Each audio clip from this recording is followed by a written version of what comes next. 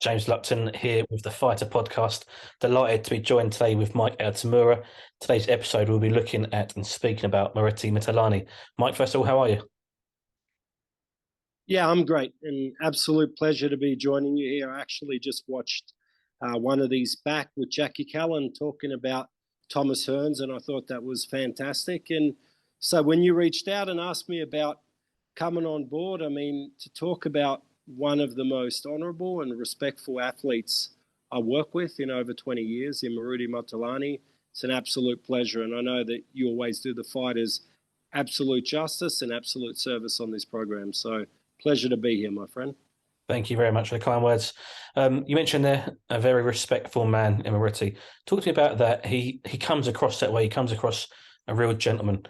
Tell me about him outside of what is he like, his personality? Well, I always said with Murati, when, especially you think of professional fighters, when you think of a professional fighter, to really reach that distinction of being a world champion. And Murati was at that level for essentially the better part of about 10 years. And you would think that there's a little bit of pride and ego that comes with that territory. But I always said with Murati, one of the anomalies with him was that if you were amongst a group, whether it's sitting at dinner post-fight or fight week or whatever it may be, and someone didn't know who the professional athlete was, they wouldn't ever think it was him because he never sought to be the center of attention. And I think that always kind of reflected the character and the humility of which he carried himself and why he remained hungry throughout a 20-plus year career. I mean, there's very few fighters. Obviously, heavyweights maintain weight, but how many fighters can you list when you really think of it that fight professionally for over 20 years and it's all within their weight class? So he fought from debut to retirement. He fought at flyweight, which is just an incredible accomplishment in itself. But I think that that's reflective of his attitude and of his discipline. And I think that when I look at Murati and what his legacy should be, obviously he should be regarded as one of the greatest African fighters of all time and as a stalwart of the flyweight division the last 20, 25 years, early, this century to date anyways. But I think that beyond that, I think people just should remember him as a magnificent sportsman and a magnificent human being. As great a sportsman as he is an even better human being. Absolutely. Let's talk about when you first joined the team and you started working with Murati. 2017, it was just before his second IBF world title reign. Tell me how it happened, how it come about with you joining him. Yeah, so I'd actually first read about Murati. It would have been way back in like 2001. So I was still in high school. So when you're reading about a young prospect turning professional and making some noise in the South African scene, and you're 17 years of age, you never imagined that kind of your lives would be on a collision course at some point in a positive way. But essentially, as I kind of grew in the sport, I actually made a friend on the old Eastside boxing forums, a gentleman named Colin Nathan, who, of course, many people now know as the most distinguished African boxing trainer at the moment. He's a Boxing Writers Association of America nominee for Trainer of the Year and has worked with countless world champions. But actually, Colin, it would have been probably 2002 or 2003, posted on the forum asking if somebody had footage of a opponent that a flyweight he managed was fighting. So he had a kid, actually strawweight, sorry, he had a kid called Shepo Lefele, and he was fighting a kid from the Philippines. And I happen to have the footage. So, it wasn't a digital age. So old school as it is, I create the VHS tape, pop it in the mail, send it over to him, and the rest is history. So we'd always kind of kept in touch since then, and we're in and out of each other's lives. And finally, in 2017, we just got talking. He reached out to me and asked for a bit of direction with Mitulani's career because it had kind of, before I started working with Murati, he was so well accomplished. He'd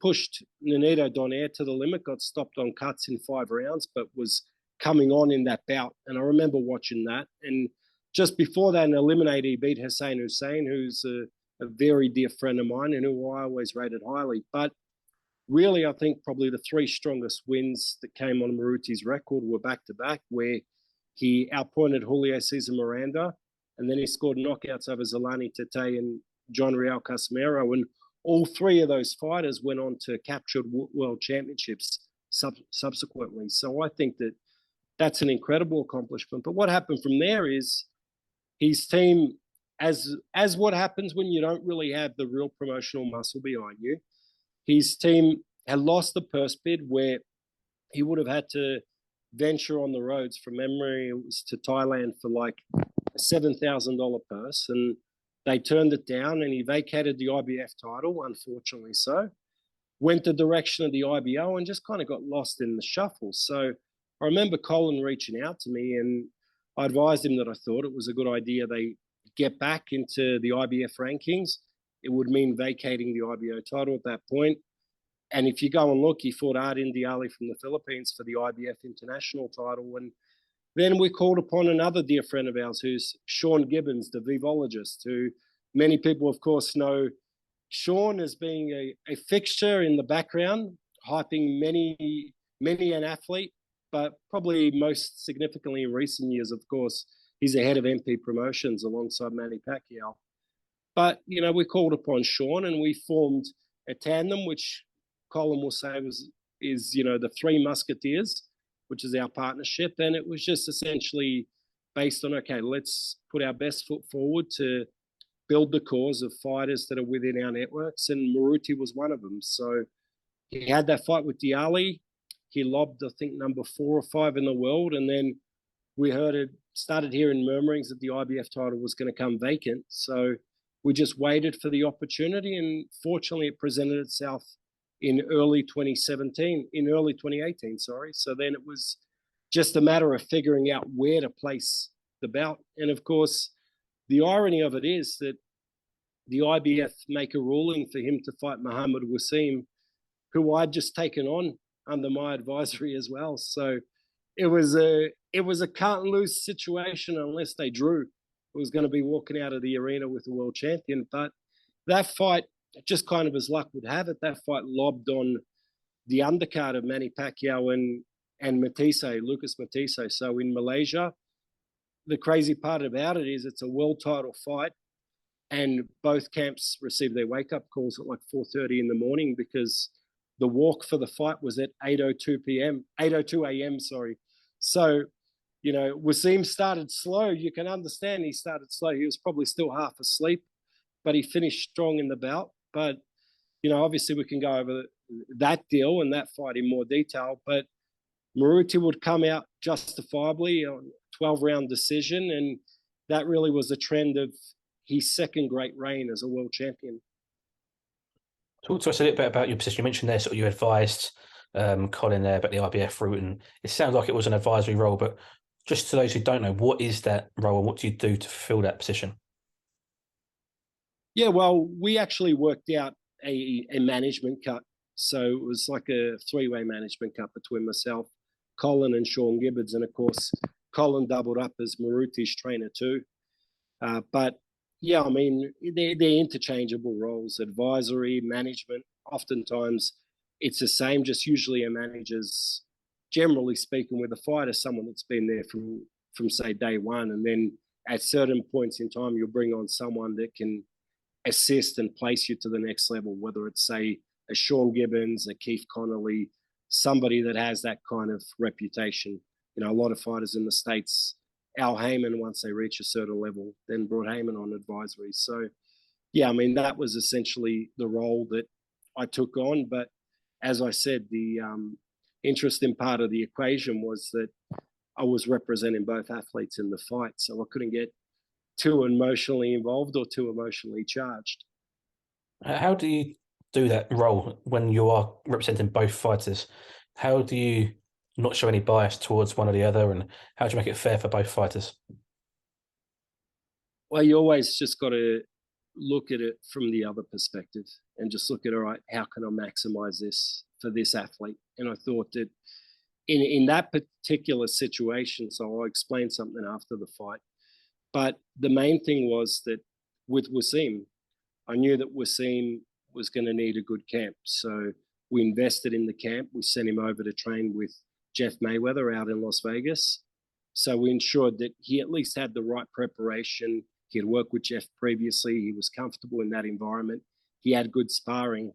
With Maruti, he had sufficient notice. He's with, as I said earlier, the most distinguished trainer currently in Africa, in Colin Nathan, who I would trust working with any athlete. I think he's outstanding, very, very technically precise and on point. And I actually think that was the difference in the fight. I think that tactically he was just a little sharper and read the fight a little better than the other corner. But the main thing is you just always look at it and think, say in a situation like that, you can't look at it as which fighter, say, you might be on a higher percentage with, or which fighter maybe has more longevity in their career or whatever it may be. You just got to place yourself in the role of, okay, can I look myself in the mirror and know that I've done this athlete justice? And so in that situation, there was a little bit of back and forth. So I don't know if, do you know Dr. T and that crew out of Birmingham? So Tawheed Tazim, his son sadly passed away, Ali Tazim, earlier this year in a car accident. But I love Dr. T now. But Dr. T was working at the time with Wasim, just helping with sponsorships and so forth. And I arrived in Malaysia late, and Dr. T was getting under the skin of a lot of the people on the South African contingent. So my thing was just basically, all right, let me just sit independently on that back and forth, and whatever psychological warfare plays out. Like I didn't know Dr. T then how I do now, and now I see the softer sides of him. But him and his crew were kind of really trying to rile Maruti, who's as unflappable as they get. And then, I was hearing the grievances from both sides. I was hearing, oh, they're scared. And then I was hearing from the South African contingent, oh, these guys are so disrespectful. And I was just saying, look, regardless, it's all set in the ring. So just keep the focus on the ring. But if you actually look back at the footage of the fight, so at the close, Colin walks up to me. So Maruti dominated the early rounds. He won, it would have been 6 of the first 7 rounds. And then gradually, I think just from a high punch volume and punch output, he started to fade out. And we've seen him come on strong and actually knocked him down at the end of the 11th round. And I thought banked the 12th. But sitting ringside, I had it shaded to Maruti. I thought maybe 115, 112, at worst 114, 113. So at the conclusion of the fight, Colin walks up to me. He goes, "What do you think?" I said, "Yeah, I'm pretty sure you nicked it." And then it seems like, Mike, like looking at me, like, "What do you think?" I was like, "I don't know. It's close." So I didn't want to tell him, "Look, I think you lost," but I try to be as honest as I could to both parties. And if you go back and look, when Maruti's arm is raised, I walked straight over to Wasim. I walked over to his corner, because in that moment and in that time, and for the next hour after that, I didn't see Maruti till probably 90 minutes after the fight. Because as far as I'm concerned, the guy that's 8-0, that's just stepped up and fought for his world title and lost a razor-thin decision, that's the guy that needs you in that moment. That's the guy that needs that shoulder around him to know, okay, we're going to be here to build you back and to see you through. And so, that's what I'm saying about when you ask about how do you find that balance. That's how you find the balance, because obviously we all want to feel the glory and be with the winner, but I just didn't think that that was correct. So I went to Wasim's corner, and then about an hour and a half later, I went over, trickled down, seen Colin, seen Maruti, had a great chat with him. And, Maruti was just very, very appreciative of the faith and the support. And we look forward at that time to what we hopefully thought would be a very lengthy title reign, and one that does his legacy justice. Now, this would have been at the very start of, obviously, your time with Maruti, and Maruti would have been about 35 years old, if my maths is right, at that sort of time. Yeah.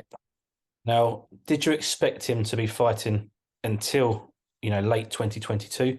when he was 40 years old. Did you expect him to have that world title reign all the way up until 2021 when he fought Sonny Edwards? Yeah, because everything was intact. It's physically strong.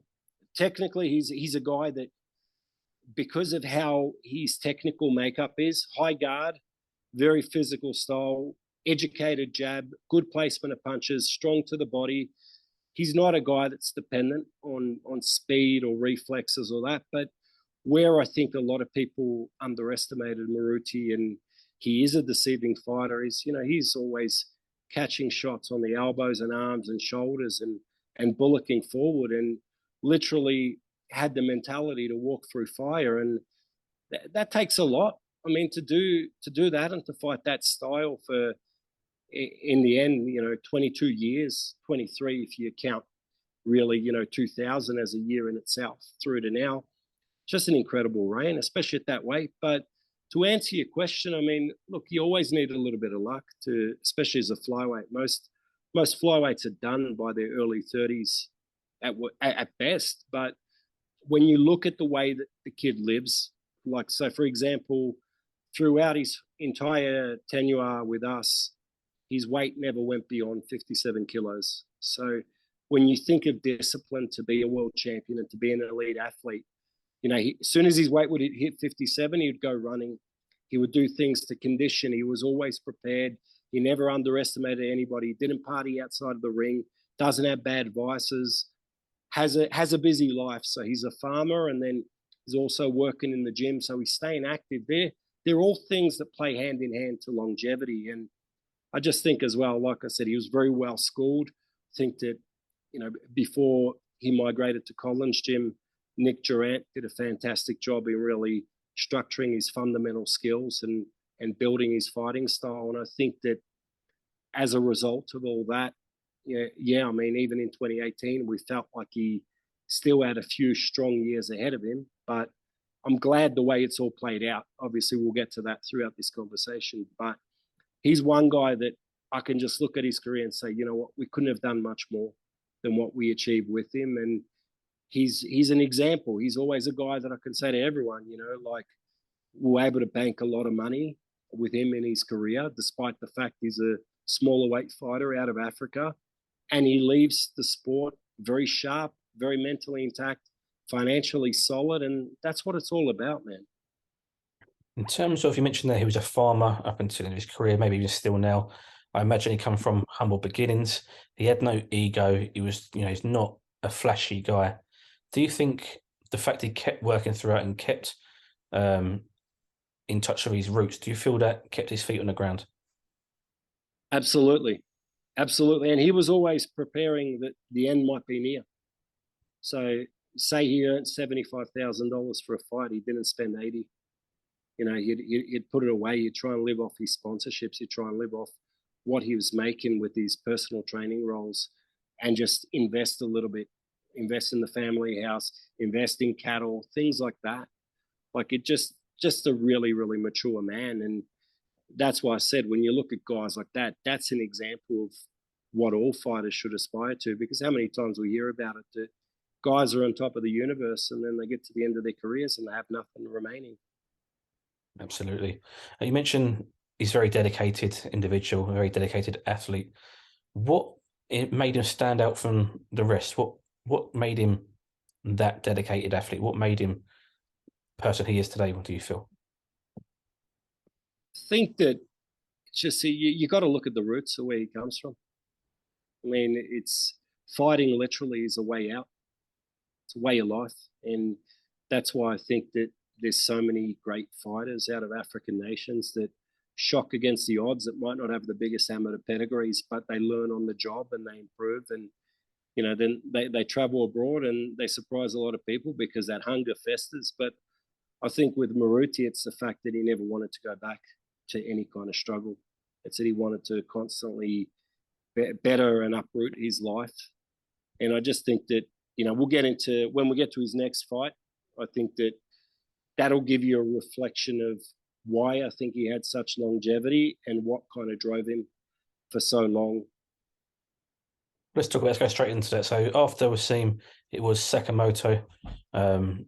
Talk to me. What were you hinting at there? Yeah, yeah. So Masahiro Sakamoto, 13-1, tall kid, dangerous style, but I was ringside for his only loss to a guy that would become future world champion, being Zhao Shiming in Shokumura. And what caught my attention there was just how squared up and how hittable he was. But you literally couldn't miss him on the right side. You couldn't miss him down the center, and you couldn't miss him on the right side. And on that same card, there was a kid called Cocky Tyson. He beat a boxer that I represented in the late Dwight Ritchie. He beat Dwight on points. And I used to always joke with the promoter, because I enjoyed working with the promoter there in Takashi Edogawa. And at that point, I think it was over about a 5-year run. I'd brought 13 fighters to Japan, and we'd only dropped one fight. And it was to Edogawa that night. So I kept saying to him, I want a chance to equalize. And then reached out to him and I said, look, I can get you an opportunity. Obviously, you've got to pay. But if you want, I'm happy to bring Maruti there for a voluntary title defense against Sakamoto. It's your chance to go 2-0 against me. It's my chance to equalize. But better still, you talk about how you and your sponsors are looking for results. This is your opportunity to place your guy in a world title fight. And he was concerned because at the time, I think Sakamoto, he was ranked in the WBO, but he was unranked with the IBF. So obviously I placed a couple of calls to the IBF. They looked at his credentials. They opted to rank him. And then that part of it was history. We worked out the financials, and it was initially supposed to be in Tokyo in November.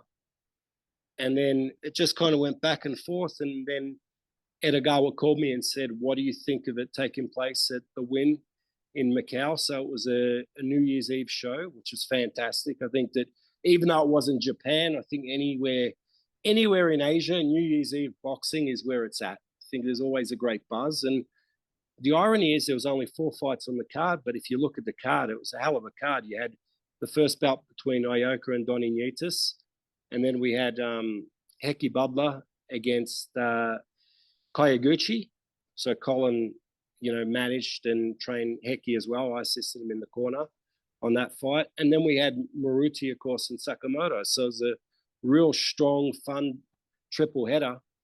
And I think that was really the trip. I'd worked with Maruti a few fights, but that's really the trip where I got to know him and just to see how focused and disciplined and how dedicated he was. So, we'll run through the fight. The irony is, so that fight that night, the referees actually was an Australian, a gentleman named Ignatius Missilides, who, in all of the crazy ironies of all the world, my dad trained as an amateur boxer, but he's a fantastic referee. I was glad to see him get the appointment because he's one of those guys in Australia that's done an outstanding job for many years and kind of get overlooked. But I was happy he was in charge because, if anything, Ignatius will stop a fight a round early rather than a round late.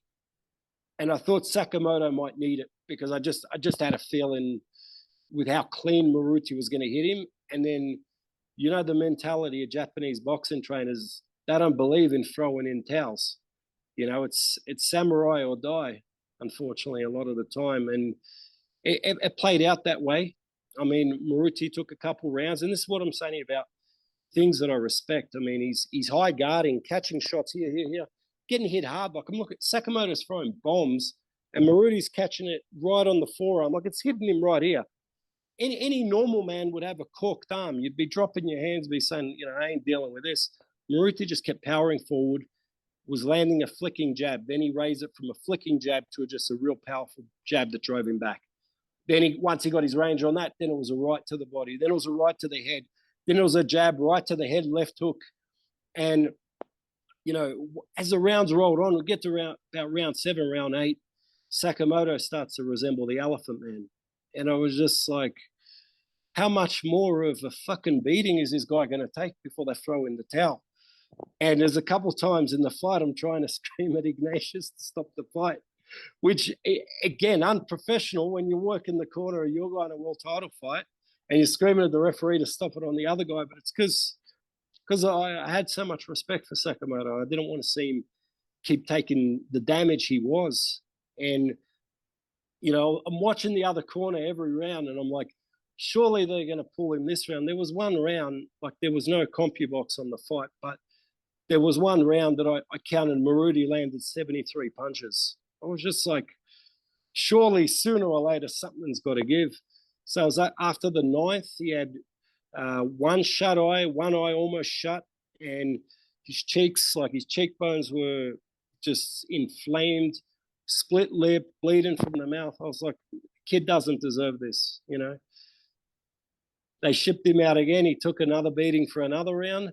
And then finally at the end of the 10th, Ignatius called it. The corner were never going to call it. I was grateful that Ignatius called it. And it was just because it was getting to a point I was feeling sickened by the beating he was taking.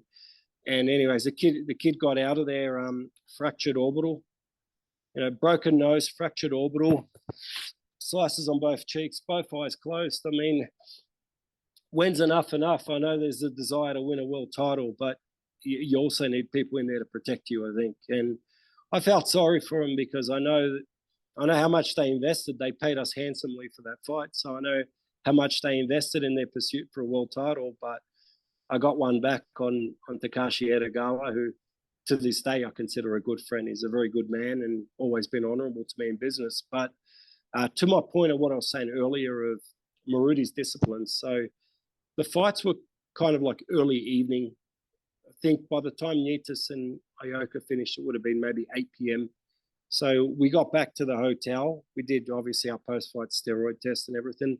Went back to the hotel, grabbed something to eat, and we would have returned probably about 9:30. And keep in mind, this is New Year's Eve. And Moruti had left his belt at the restaurant.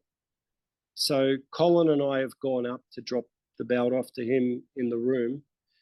And it was like probably 5 minutes after 10, New Year's Eve, and the kid's fast asleep. So he went upstairs, video called his wife, had a brief chat with her, and went to bed, went to sleep like nothing happened. You know what I'm saying? You've just defended the world title for the first time in your second reign. Doesn't matter. New Year's Eve, who cares? Went out, had his dinner, went to bed. And I think that when you look at those kind of structures and that consistency, I think that that's where intangibles flip in the athlete's favor when it comes to longevity, when it comes to greatness, when it comes to getting the most out of your abilities. I want to fast forward a little bit to Sunny Edwards' fight. With yourself working with Moruti, it was 7 fights together. This was the only loss that you worked with him with. Now, did you see any difference in him? Did he any sadness or any change in his attitude at all when he did lose to Sunny? No difference in his attitude. He's always a great competitor. He had a lot of respect for Sunny because they'd been in the same camp preparing Artem Dalakian a few years prior. So he knew Sunny's skills. He knew Sunny's tricks. Just think Sunny was just a step ahead of him. He almost wasn't in round 7. We almost got him in round 7. But I think, I don't like to ever sit and make excuses. I think you always got to give full credit to the victor. And I've worked quite a bit with Sunny as well, both before that and thereafter, and I think that Sunny was on his game. It was his night. I think that some of the signs were there with Moruti prior. If you go back and watch his fight with Akira Yagashi, when Yagashi was moving and darting in and out, and that it was giving Moruti a bit of trouble early, just tracking him. And I think that, it just takes that little bit. Your feet slow down 5%, and that's enough of an intangible at the highest level between mowing down and breaking down a guy and getting edged on points. And, he didn't get embarrassed against Sunny. Sunny was just a step ahead of him in enough rounds to pull out the decision and fought a great tactical fight. I mean, Sunny will be the first to tell you he had to battle through some serious fire and fatigue in those middle rounds, but full credit to him, he did it. We were honest with Moruti in the corner.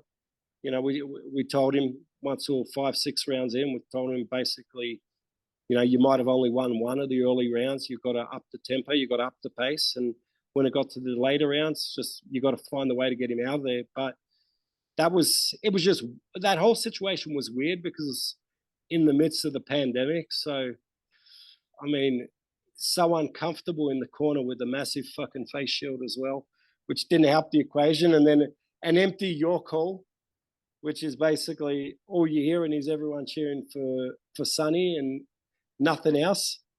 So even, you know, like things we're saying in the corner to try and pep up Maruti, then other people are repeating to me later. They're like, "Oh, why'd you say that?" I'm like, "We're just trying to get him up and going and get moving in the fight."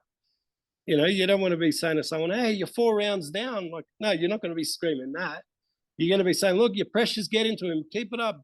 Keep cornering him. Keep pressuring him. Keep stepping this way." Like, but yeah, as I said, that was Sonny's night. I think that it was reflective that the writing was on the wall, and coming out of that, we had a few conversations of what the next step would be. But Maruti was adamant that he wanted to go out on his terms, and he wanted, at minimum, a nice farewell fight back in South Africa.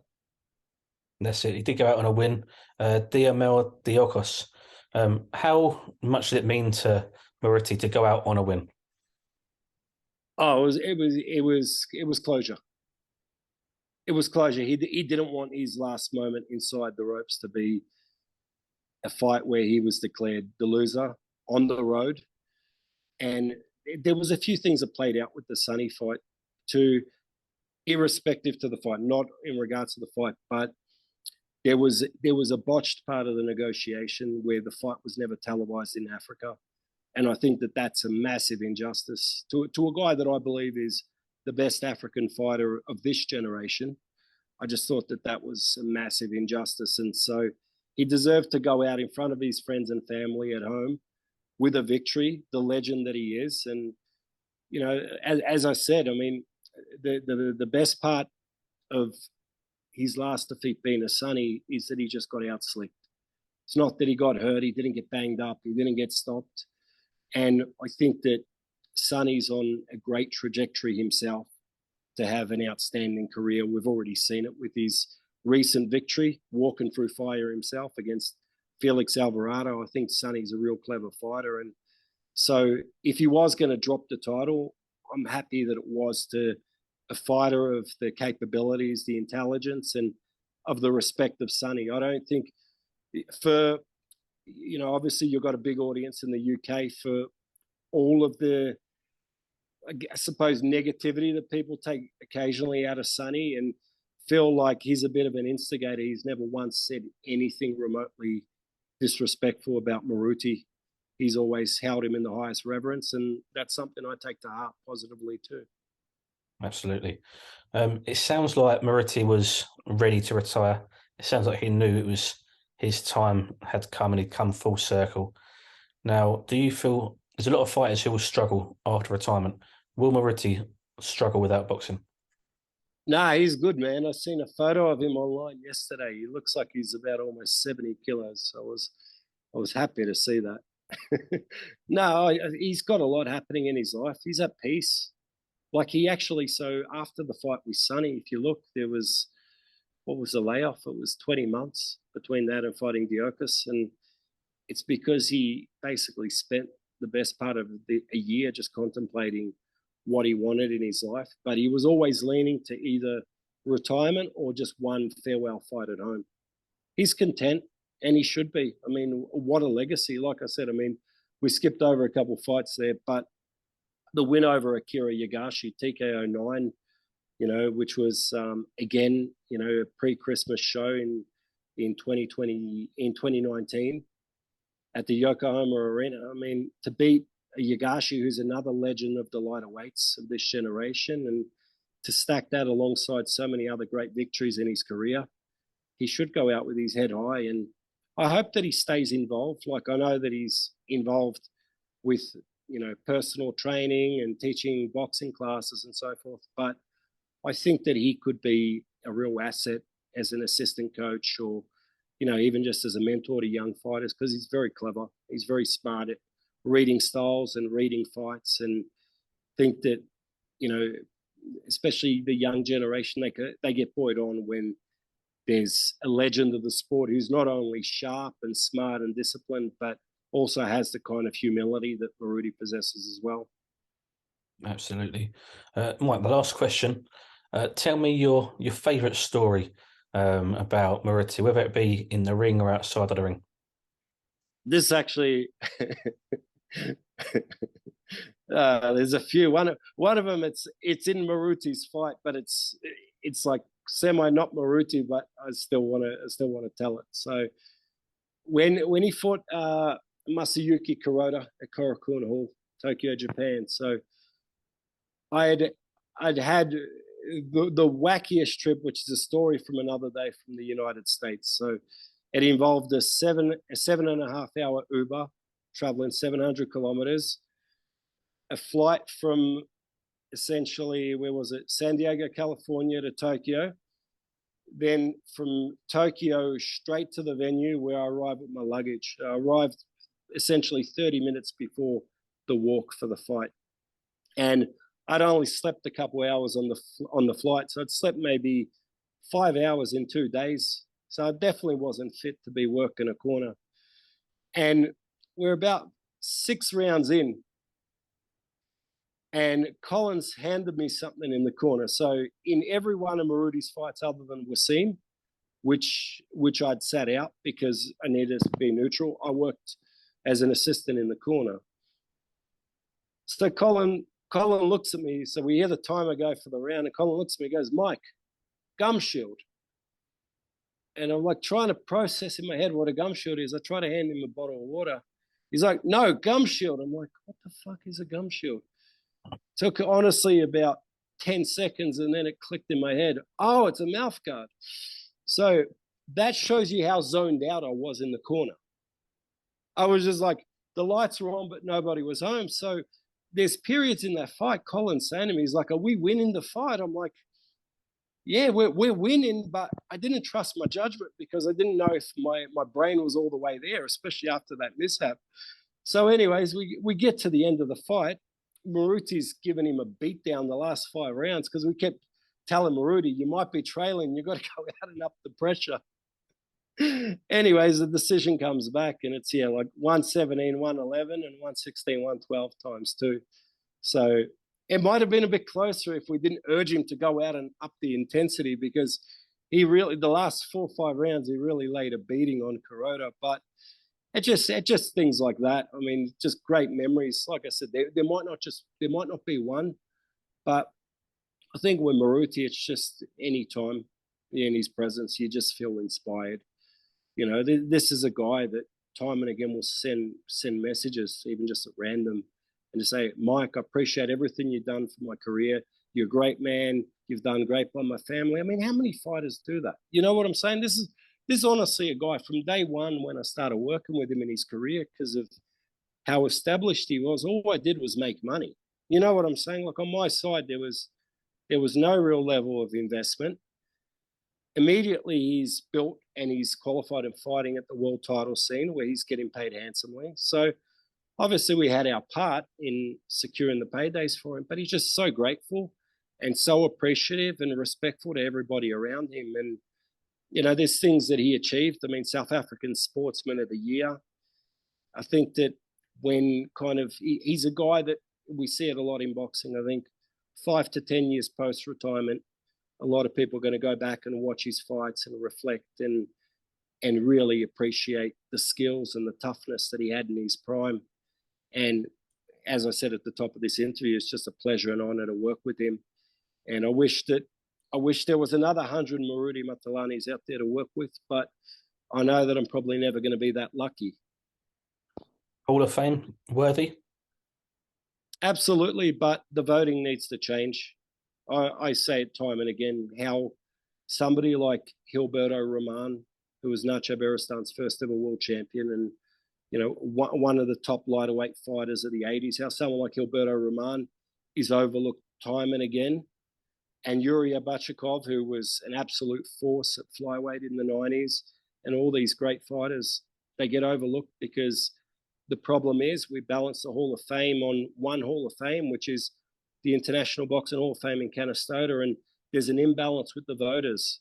The voters, it's heavily leaned towards Americans, and it's heavily leaned towards people whose knowledge base of the sport probably doesn't extend beyond the last 10, 15 years. So the thing is, even still, if Moruti comes on a ballot in 5 years and there's someone that's been, more popular in terms of a TV attraction in this generation, they're probably going to get preference. So I think that the structure of how things runs with the Hall of Fame would need to change in order for him to ever be inducted. But you can sure bet, as soon as he finds his way on the ballot, I'm going to be blowing up everybody's phone to be headed that direction. I definitely think his career is worthy of a Hall of Fame induction, especially based on what I said previously. I mean, how many guys beat 3 future world champions in their title reign?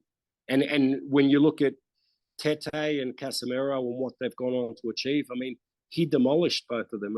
It wasn't like it was a split decision or a tight decision. He destroyed both of them. Absolutely, and I absolutely agree. Hopefully, he will be inducted one day.